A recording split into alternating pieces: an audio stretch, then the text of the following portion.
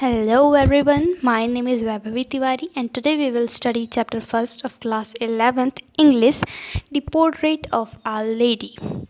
And the author of this chapter is Khushwant Singh. Basically Khushwant Singh इस chapter में हमें अपनी ग्रैंड मदर के बारे में एक इंट्रोडक्शन देने वाले हैं कि उनकी ग्रैंड मदर कैसी थी, उनका उनसे रिलेशन कैसा था, बेसिकली उनके साथ वो टाइम कैसे स्पेंड करते थे, सब कुछ जो उन्होंने अपने ग्रैंड मदर के साथ किया था वो सब हमें इस स्टोरी के थ्रू एक्सप्लेन करने वाले हैं. सो चलिए देखते हैं. स्टार्टिंग करते हैं इस चैप्टर की. My grand mother like everybody's grand mother was an old woman. मेरी ग्रैंड मदर सभी की ग्रैंड मदर्स की तरह ही एक बूढ़ी औरत थी. She had been old and wrinkled for 20 years that I had known her. पिछले 20 सालों में जब से मैं उनको जानता हूँ वो तब से ही बूढ़ी हैं और उनके चेहरे पर झुर्रियाँ हैं. People said that she had once been young and pretty and had even had a husband, but that was hard to believe. लोग कहते थे कि एक समय था जब वो बहुत ही यंग और खूबसूरत दिखा करती थी और उनके हस्बैंड भी थे, लेकिन ये विश्वास करना थोड़ा सा मुश्किल था कि वो खूबसूरत रही होंगी, क्योंकि जब से वो उनको जानते थे तब से उन्होंने उनको बूढ़ा ही देखा है. उनके चेहरे पर झुर्रियाँ हैं, उन्होंने उन्हें कभी यंग तो देखा ही नहीं. तो खुशवंत सिंह कहते हैं, my grandfather's portrait hang above the mantelpiece in the drawing room. मेरी ग्रैंडफादर की जो पोर्ट्रेट है वो हमारे ड्राइंग रूम का जो मैंटल पीस है उसके ऊपर टंगी हुई है. मैंटल पीस क्या होता है? मैंटल पीस हमारे ड्राइंग रूम्स में बेसिकली चिमनी हुआ करती हैं. उस चिमनी के ऊपर जो होता है एक प्लेटफॉर्म टाइप का बना होता है, आइदर वुडन का होता है या फिर स्टोन से ही बना हुआ होता है. जस्ट उसी के ऊपर जो है ऑथर कह रहे हैं कि हमारे ग्रैंडफादर की पोर्ट्रेट टंगी हुई थी.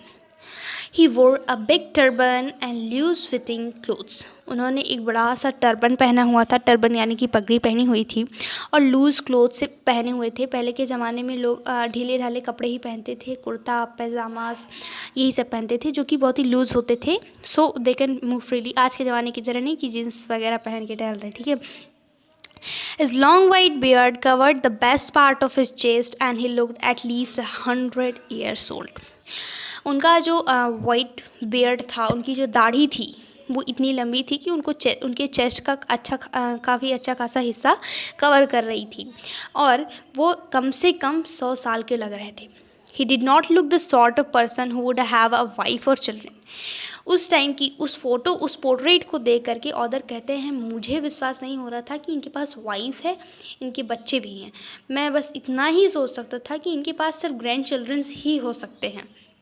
मतलब उनके कहने का ये था कि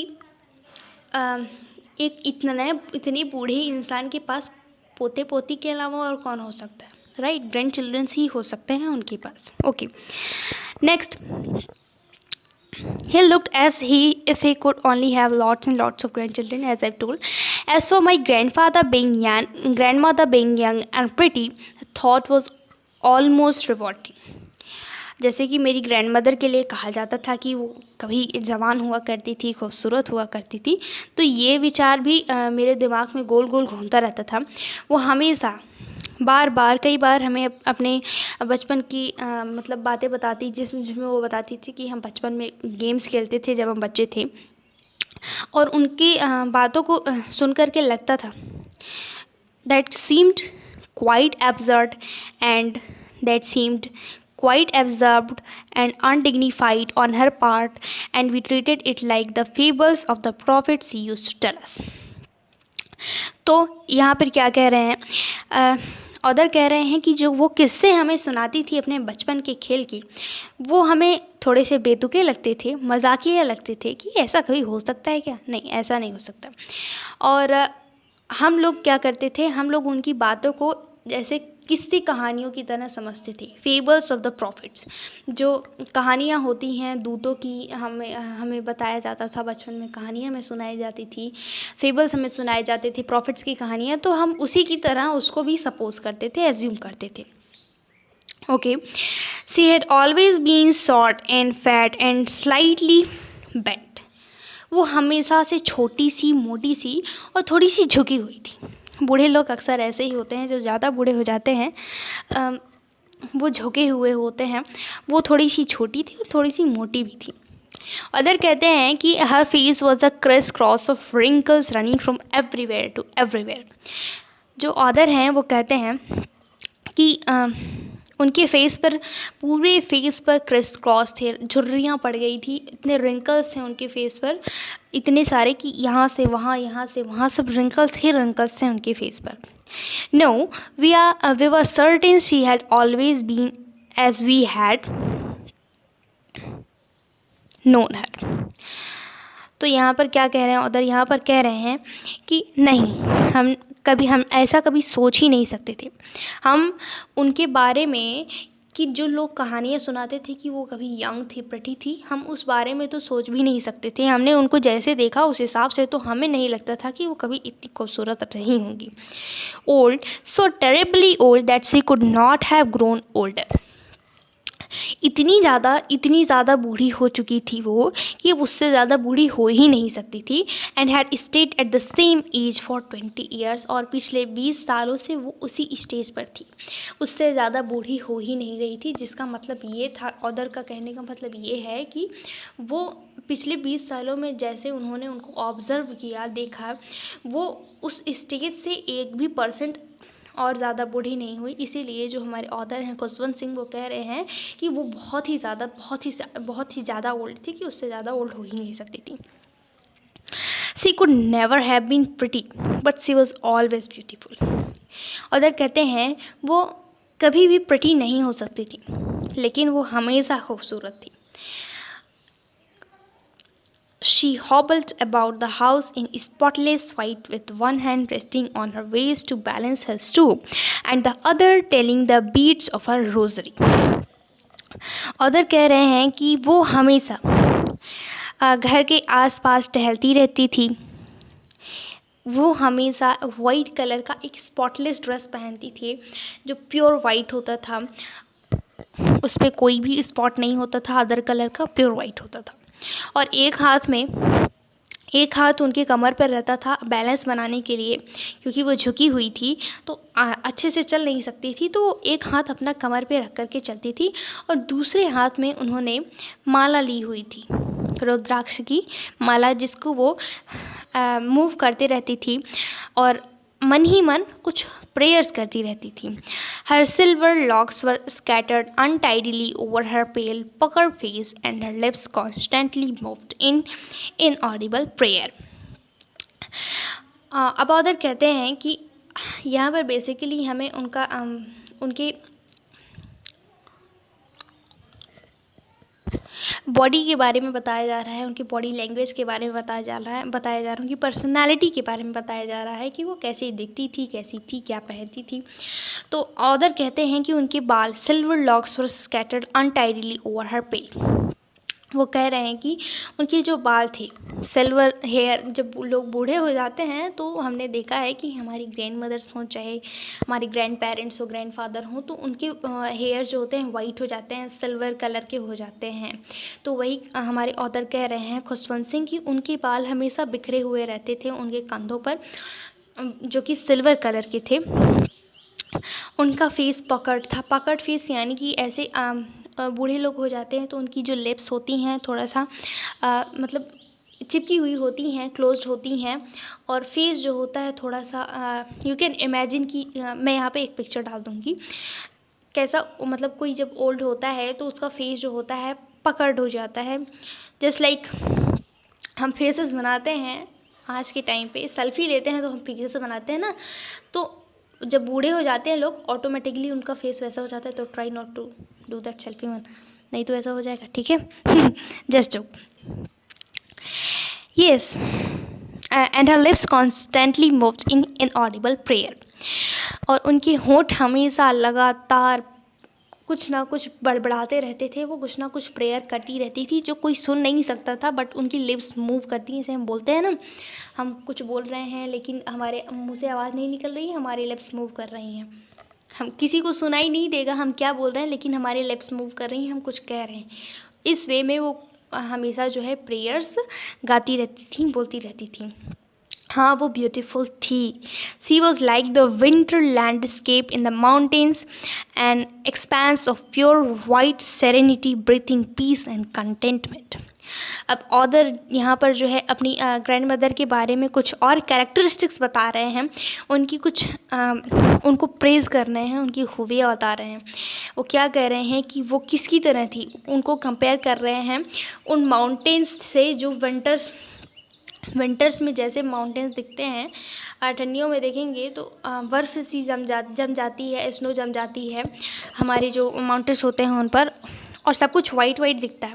वैसे ही वो अपने ग्रैंड मदर को उससे कंपेयर कर रहे हैं कि जैसे माउंटेन्स स्नो से कवर होकर के वाइट, एकदम प्योर वाइट दिखाई देते हैं, वैसे ही मेरी ग्रैंड मदर थी जो कि हमेशा वाइट अटायर में रहती थी। वाइट कलर के उनके सिल्वर कलर के हेयर्स थे जो उन्हें उस लैंडस्केप की याद दिलाते थे, उन विंटर माउंटेन्स की याद दिलाते थे। An expanse of pure white serenity breathing peace and contentment. और यहाँ पर क्या कह रहे हैं ऑथर, और कह रहे हैं कि वो प्योरली वाइट सेरेनिटी, जैसे कि मैंने बताया प्योर वाइट से वो मतलब प्योर वाइट कलर का सब कुछ, मतलब उनके बाल भी वाइट कलर के थे, उनकी साड़ी, वो जो कपड़े पहनती थी वो भी वाइट रहता था। हमेशा हमेशा वो शांत रहती थी, वो शांत स्वभाव की थी, और उनके चेहरे पर हमेशा संतोष दिखाई देता था, संतुष्टि दिखाई देती थी, फीलिंग ऑफ कंटेंटमेंट दिखाई देता था। My grand mother and I were good friends. My parents left me with her when they went to live in the city and we were constantly together. अब यहाँ ऑथर क्या कह रहे हैं, अब ऑथर जो है फर्दर मूव कर रहे हैं अपनी ग्रैंड मदर से अपने पेरेंट्स पर। वो क्या बताते हैं, वो कह रहे हैं कि मेरी ग्रैंड मदर और मैं दोनों बहुत ही अच्छे दोस्त थे। मेरे पेरेंट्स जो थे वो हमें छोड़ करके, मुझे दादी के पास छोड़ करके शहर में रहने के लिए चले गए थे। ओके, हमें छोड़ करके शहर में रहने के लिए चले गए थे और हम कॉन्स्टेंटली साथ ही रहते थे। She used to wake me up in the morning and get me ready for school. She said okay, इसको समझ लेते हैं। वो मुझे सुबह उठाती थी और मुझे स्कूल के लिए रेडी करती थी, ठीक है, स्कूल के लिए रेडी करती थी। और क्या, और ऑथर यहाँ पे कह रहा है कि she said her morning prayer in a monotonous sing song while she bath and rest me in the hope that I would listen and get to know it by heart. अब author कह रहे हैं, अब वो अपनी grand mother की एक चीज़ बता रहे हैं, वो ये बता रहे हैं कि वो हमेशा जो प्रेयर्स थी उनको इतनी सुरीली आवाज़ में, इतनी मधुर आवाज़ में गाती रहती थी। जब हम उसको नहला रही हूँ या कपड़े पहना रही हूँ या फिर मुझे तैयार कर रही हूँ स्कूल के लिए या फिर खाना पका रही हूँ, वो हमेशा उसको इतनी प्यारी सी आवाज़ में गाती रहती थी। वो ये चाहती थी बेसिकली कि मैं उसको एकदम दिल से याद कर लूँ, मेरे दिल में बैठ जाए। प्रेयर्स हैं। अब हमारे ग्रैंड पेरेंट्स ने हमने हमेशा देखा होगा, हमेशा हमें गॉड से रिलेटेड चीज़ें सिखाते रहते हैं, मतलब गॉड के बारे में बताते रहते हैं, भगवान गॉड की स्टोरीज़ बताते रहते हैं, हमें टेल्स बताते रहते हैं जो हमारे वेदास में है, हमारे पुराण्स में है, हमें सुनाते रहते हैं और चाहते हैं कि हम भी जानें वो सारी चीज़ें। वो चाहते हैं हम अपने कल्चर से जुड़े रहें, ठीक है, सब चाहते हैं, लेकिन ग्रैंड पेरेंट्स जो होते हैं वही ज़्यादा चाहते हैं, ठीक है।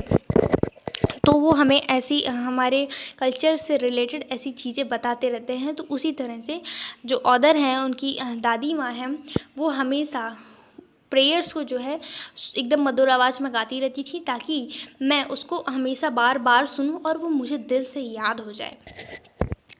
I listened because I loved her voice, but never bothered to learn it.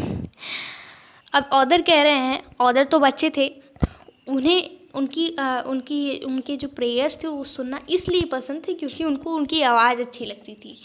उन्होंने कभी इस बात की चिंता की ही नहीं कि इसको मुझे याद करना है कि नहीं करना है। याद करने का उनको कोई टेंशन था ही नहीं, वो उसको इसलिए सुनते थे क्योंकि दादी माँ की उनको आवाज़ बहुत अच्छी लगती थी, ठीक है।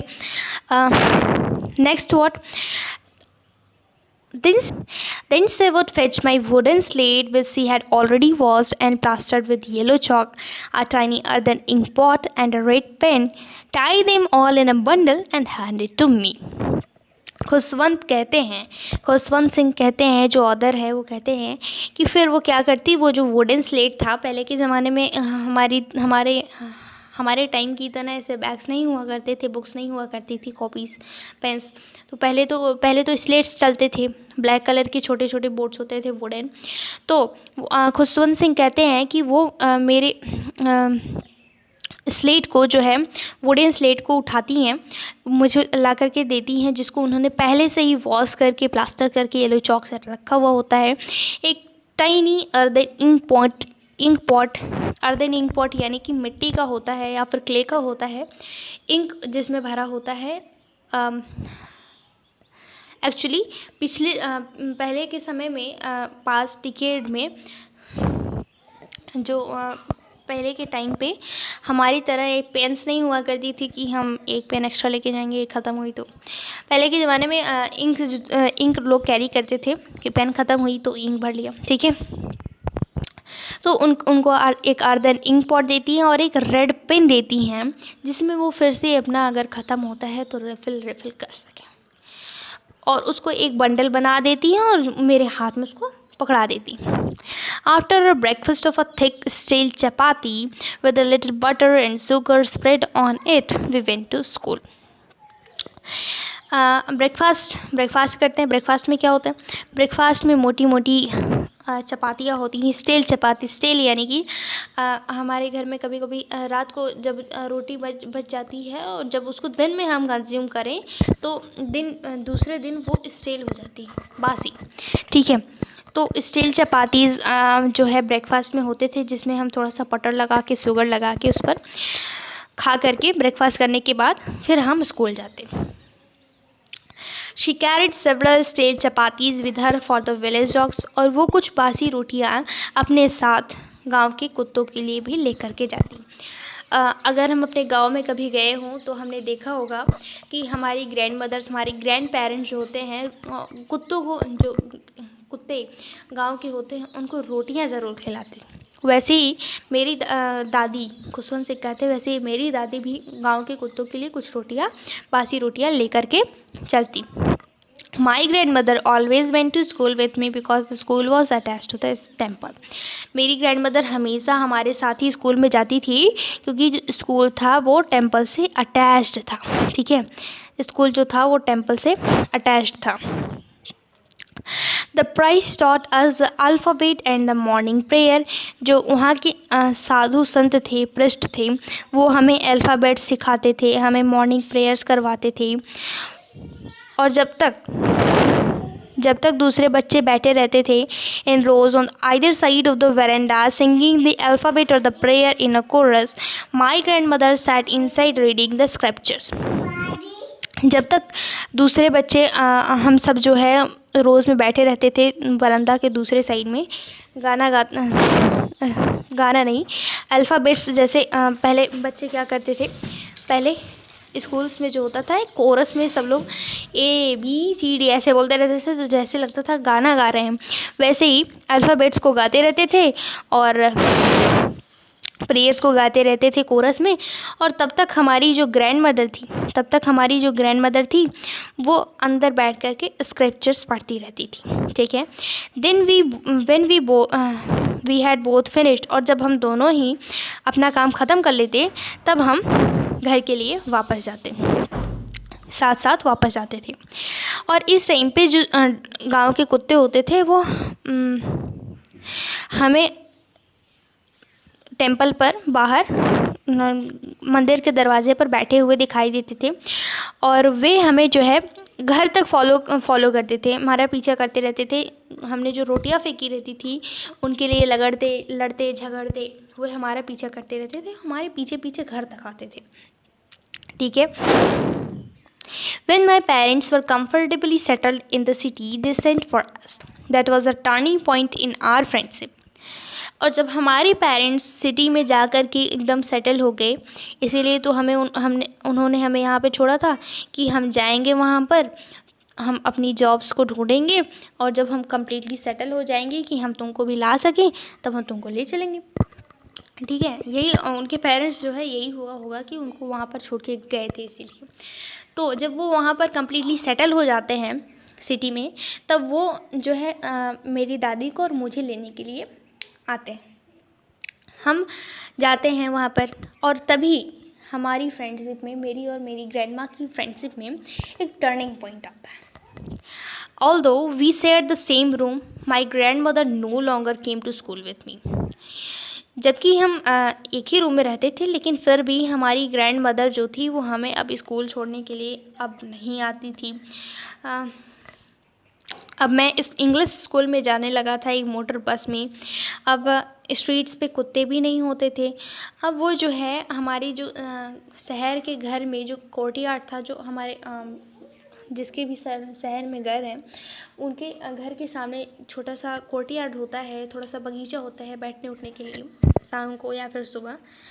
तो हम मेरी दादी जो थी वहाँ पर, अब डॉग क्योंकि स्ट्रीट्स पर डॉग उनको मिलते नहीं थे शहर में ज़्यादा, तो वो जो है वहाँ पर बैठकर स्पैरोज़ यानी कि गौरैया उनको जो है फीड करती थी।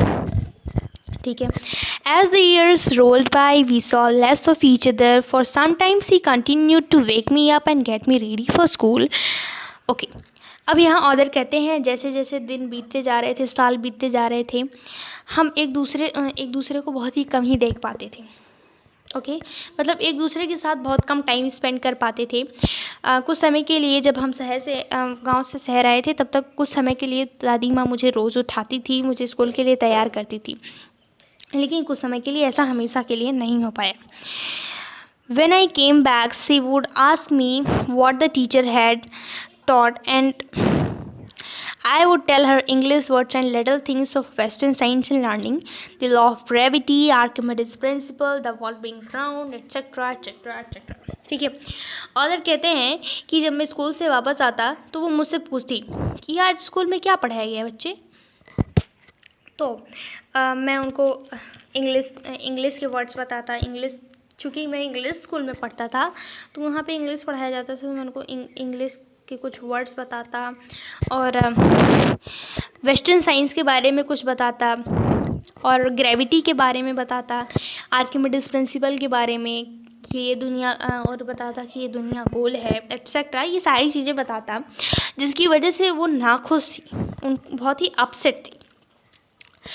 अब वो मुझे चूँकि जब मैं गांव में पढ़ता था तो मुझे प्रेयर्स पढ़ाए जाते थे, अल्फ़ाबेट्स पढ़ाए जाते थे, जो दादी को भी आते थे, तो दादी मुझे हेल्प कर सकती थी उन सबको मुझे सिखाने में। लेकिन अब दादी मेरी हेल्प नहीं कर पा रही थी पढ़ने में, तो दादी को उतनी खुशी नहीं थी कि मैं जो है ये सब पढ़ रहा हूँ, क्योंकि दादी मदद ही नहीं कर पा रही थी। She did not believe in the things they taught at the English school and was distressed that there was no teaching about God and the scriptures.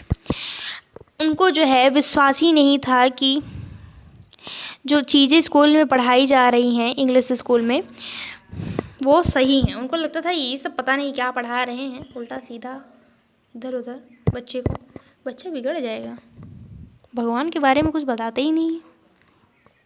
ठीक है, तो उनको लगता था कि इंग्लिश स्कूल में ये जब से मैं इंग्लिश स्कूल में जाने लगा तब से दादी माँ बहुत ही ज़्यादा स्ट्रेस्ड रहती थी कि सब कुछ पता नहीं क्या पढ़ा रहे हैं, उल्टा सीधा भगवान के बारे में, स्क्रिप्चर्स के बारे में, वेद पुराण के बारे में तो कुछ पढ़ा ही नहीं रहे हैं।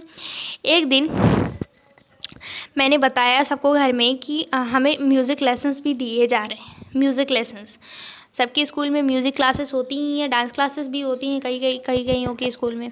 तो म्यूज़िक क्लासेस, हमारी म्यूज़िक लेसन्स हमको दिए जा रहे हैं।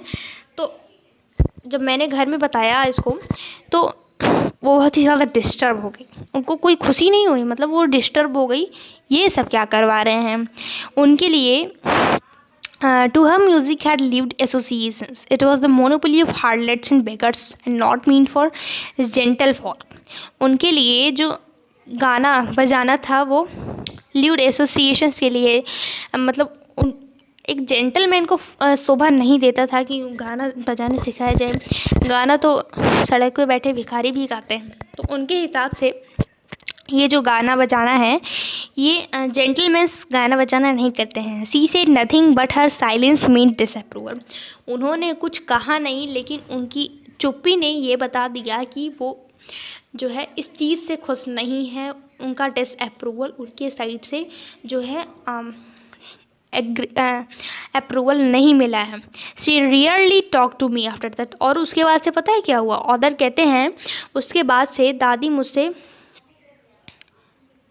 रियरली बात करने लगी। मुझे मतलब बहुत ही कम बात करती मुझसे, कभी कभार हो गया है, कभी कभार एक दो शब्द। When I went up to the university, I was given a room of my own। ठीक है, जब मैं यूनिवर्सिटी में चला गया, यूनिवर्सिटी में जब मेरा एडमिशन हो गया, तब मुझे अकेले का रूम मिल गया। पहले मैं दादी के साथ रहता था, अब मुझे मेरा खुद का रूम दिया गया। और हमारी जो फ्रेंडशिप की लिंक थी, कॉमन लिंक, वो अब एकदम से ख़त्म हो गई थी। My grand mother accepted her seclusion with resignation. She rarely left her spinning wheel to talk to anyone. उन्होंने इस चीज़ को स्वीकार किया और तब से वो अपनी स्पिनिंग व्हील को बहुत ही कम छोड़ती थी, मतलब उस पर से उठती नहीं थी किसी से बात करने के लिए। From sunrise to sunset she sat by her wheel spinning and reciting prayers. सुबह से लेकर के शाम तक वो अपने व्हील के पास बैठी रहती थी, स्पिन करती रहती थी और प्रेयर्स रिसाइट करती रहती थी। Only in the afternoon she relaxed for a while to feed the sparrows। सिर्फ दोपहर में वो उठती कुछ टाइम के लिए रिलैक्स करने के लिए, और उस टाइम पे वो क्या करती, स्पैरोज़ को फीड करती। While she sat in the veranda breaking the bread into little bits, hundreds of little birds collected round her, creating a veritable bedlam of chirpings। जब वो वरांदा में बैठ कर के ब्रेड को छोटे छोटे टुकड़ों में तोड़ रही होती थी, उस समय पे हज़ारों नहीं, hundreds of little birds, at least hundreds छोटी छोटी चिड़िया जो थी वो कलेक्ट हो जाती, उनके चारों ओर उनको घेर लेती और जो है चर्पिंग करती। Okay, some came and perched on her legs. कुछ आती उनके पैरों के पास आ जाती, कुछ उनके कंधों पर बैठ जाती और कुछ तो उनके सर पर ही बैठ जाती थी। She smiled but never should them away. वो मुस्कुराती लेकिन कभी उन्होंने उनको भगाया नहीं, उनको ऐसे शू करके भगाया नहीं, हम कर देते हैं ना, उन्होंने कभी ऐसा नहीं किया। It use to be the happiest half hour of the day for her.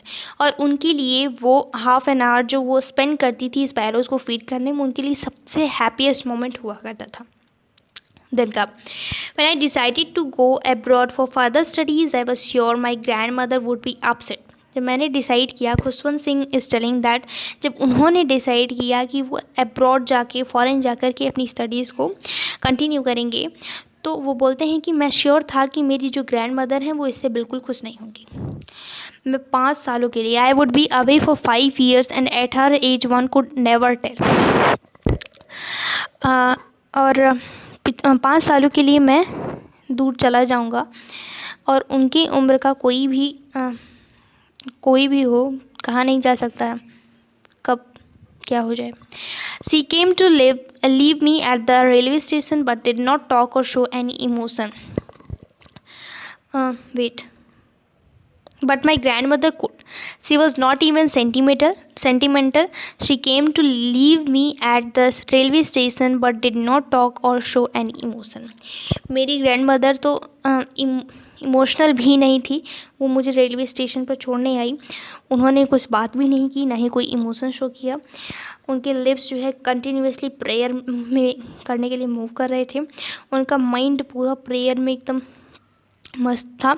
Her fingers were busy telling the beads of her rosary. उन्होंने जो माला ली थी उसको वो लगातार मूव कर रही थी, उनके fingers. Silently she kissed my forehead and when I left I cherished the most imprint as perhaps the last sign of physical contact between us. और साइलेंटली उन्होंने कुछ कहा भी नहीं। उन्होंने मेरे फॉरहेड पर किस किया और जब मैं चला गया तो मुझे जो मॉइस्ट वो जो किस किया था उन्होंने फॉरहेड पर, वो जो मॉइस्ट उसका प्रिंट रह गया था उनके लिप्स का, वो मुझे ये सोचने पर मजबूर कर रहा था कि शायद ये हमारे बीच जो ये फिज़िकली हम एक दूसरे से मिले हैं वो लास्ट मोमेंट है कि हम मिल रहे हैं। But that was not so, लेकिन ऐसा नहीं हुआ।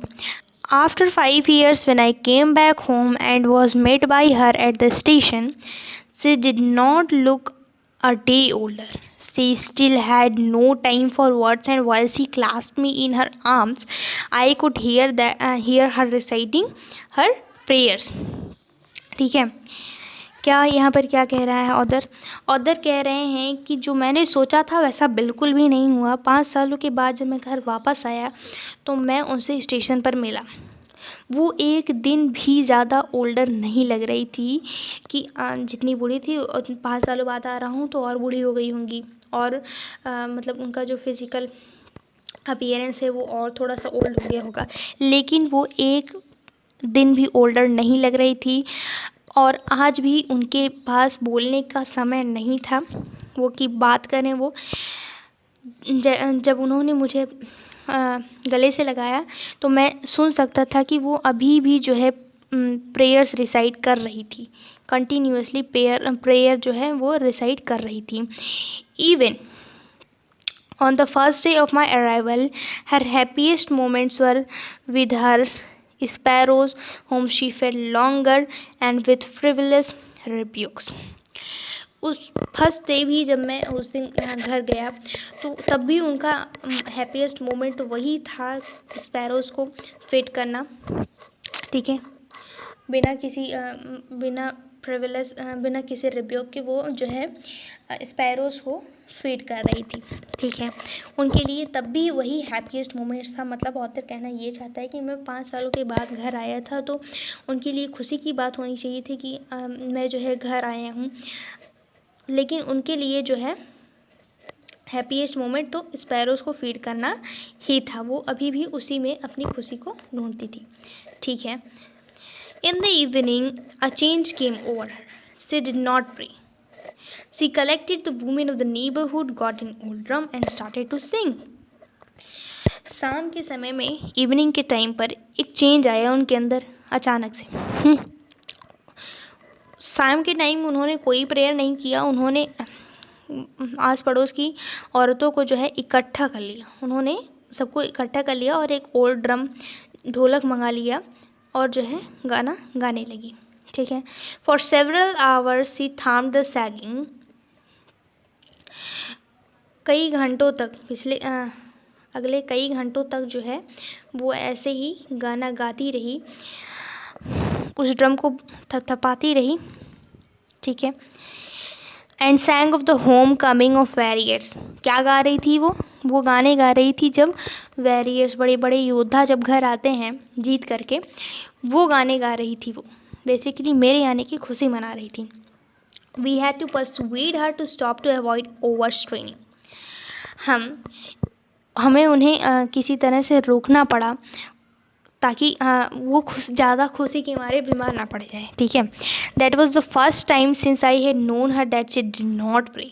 और जब से मैं उनको जानता हूँ तब से ऐसा पहली बार हुआ था, मैंने जाना कि उन्होंने कोई प्रेयर नहीं की। ठीक है, उन्होंने कोई प्रेयर नहीं की। Okay, the next morning she was taken ill and it was a mild fever and the doctor told us that it would go. अगली सुबह वो बीमार थी, थोड़ा फीवर था, तो डॉक्टर ने बोला कि चल जाएगा इतना। लेकिन मेरी ग्रैंडमदर ने तो कुछ और ही सोचा था। ऑथर बोलते हैं, she told us that her end was near. She said that since only a few hours before the close the last chapter of her life she had omitted to pray. She was not going to waste any more time talking to us. उन्होंने हमसे सिर्फ इतना कहा कि उनकी death अब नज़दीक है, वो अब और नहीं जिएंगी। उन्होंने कहा कि उनके पास कुछ ही घंटे बचे हैं जब कि वो अपनी लाइफ का लास्ट चैप्टर जो है क्लोज हो जाएगा उनके लाइफ का लास्ट चैप्टर। और वो अभी भी प्रे करना चाहती थी, प्रार्थना करना चाहती थी। वो हमसे बात करके फालतू की बातों में अपना टाइम वेस्ट नहीं करना चाहती थी। ऑथर कहते हैं कि हमने प्रोटेस्ट किया, हमने इसका विरोध किया कि नहीं, ये तो गलत बात है, आपकी तबीयत इतनी ख़राब है कि कब क्या आपको हो जाए, आप हमारे साथ थोड़ा समय भी नहीं बिताना चाहती हैं। लेकिन उन्होंने हमें इग्नोर किया and she lay peacefully in bed praying and telling her beads. और पीसफुली अपने बेड पर लेट करके वो अपनी माला को घुमाती और प्रेयर करती रही। Even before we could suspect, इससे पहले कि हम कुछ ऑब्ज़र्व करते, उनकी लिप्स, उनके होंठ मूव करना बंद कर चुके थे और उनके हाथ से वो माला, उनकी निर्जीव उंगलियों से वो माला अब गिर चुकी थी। उनके चेहरे पर एक शांतिपूर्ण मुस्कान रह गई थी और हमें समझ गए कि वो अब नहीं रही। ठीक है, so this was an emotional part. We lifted her off the bed and, as is customary, laid her on the ground and covered her with a red shroud. हमने उनको बेड पर से उतारा और जैसे कि हमारे कल्चर्स में है, हमारा कल्चर है, रीति रिवाज है, उस हिसाब से हमने उन्हें ज़मीन पर लिटा दिया और उन्हें एक लाल कलर के कफन से कवर कर दिया। ओके, सो नाउ मूविंग, हम यहाँ पर देखेंगे कि ऑथर कह रहा है, after a few hours of morning we left her alone to make arrangements for her funeral. ठीक है, कुछ समय के रोने धोने के बाद हम उनको अकेला छोड़कर के वहाँ से चले गए। उनके फ्यूनरल की उनके अंतिम संस्कार की तैयारी करने के लिए चले गए। In the evening we went to her room with a crude stretcher to take her to be cremated. शाम के टाइम पे हम उनके रूम में गए और हमने एक क्रूड स्ट्रेचर ले रखा था। क्रूड स्ट्रेचर हमें जिसको हम अर्थी बोलते हैं, जो बाम्बू का बना होता है। मैं यहाँ पर एक इमेज डाल दूँगी, यहाँ पर आप इमेज में देख सकते हैं। क्रूड स्ट्रेचर पे हमने उनको लेटा लिया और उनको जो है उनके अंतिम संस्कार के लिए लेकर के गए। The sun was setting and had lit her room and veranda with a blaze of golden light. अब सन जो है डूब रहा था धीरे धीरे और सन ने अपनी रोशनी से उनके पूरे रूम को लाइटन अप कर दिया था और वरांडा को एक गोल्डन लाइट से लाइटन अप कर दिया था। We stopped halfway in the courtyard. हम अपने कोर्टयार्ड के आधे रास्ते पर ही रुक गए। All over the verandah and in her room right up to where she lay dead and stiff wrapped in the red shroud thousands of sparrows sat scattered on the floor. क्यों रुक गए? अब ऑथर कहते हैं कि पूरे वरांडा में और उनके रूम में जहाँ पर उनकी बॉडी पड़ी हुई थी रेड श्राउड में, थाउजेंड्स ऑफ स्पैरो, हज़ारों गौरैया जो है फ्लोर पर बैठी हुई थी।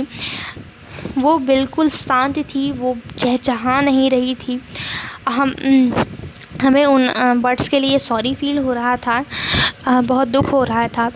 तो मेरी मदर ने क्या काम किया, उन्होंने कुछ ब्रेड लेके आई उनके लिए, उनको छोटे छोटे टुकड़ों में तोड़ दिया और जैसे मेरी ग्रैंडमदर करती थी और उनके पास खाने के लिए फेंक दिया। The sparrows took no notice of the bread. When we carried my grandmother's corpse off, they flew away quietly. उधर यहाँ कहते हैं कि हमने उनको ब्रेड क्रम्स को तो मदर ने मेरी फेंक दिया, लेकिन उन स्पैरोज़ ने उस ब्रेड का कोई भी नोटिस नहीं किया, उसको ऑब्ज़र्व भी नहीं किया। जैसे ही हमने अपनी ग्रैंडमदर की बॉडी को उठाया, वे भी शांति से वहाँ से उठ चली। अगले सुबह स्वीपर आया, झाड़ू लगाने वाला, उसने उन ब्रेड क्रम्स को झाड़ू लगा करके डस्टबिन में डाल दिया। यानी कि उन स्पैरोज़ ने उन ब्रेड क्रम्स को भी नहीं खाए, वो सिर्फ ग्रैंड मदर के हाथ से ही खाती थी। और जब उनकी डेथ हो गई, when she passed away, the sparrows also left. So ये था हमारा चैप्टर। ओके, ये हमारा चैप्टर था। हमने इसमें पढ़ा खुशवंत सिंह की ग्रैंड मदर के बारे में। अगर आपको आगे भी ऐसे ही वीडियोस चाहिए so please subscribe the channel, do like and share with your friends. Till then, take care. Bye.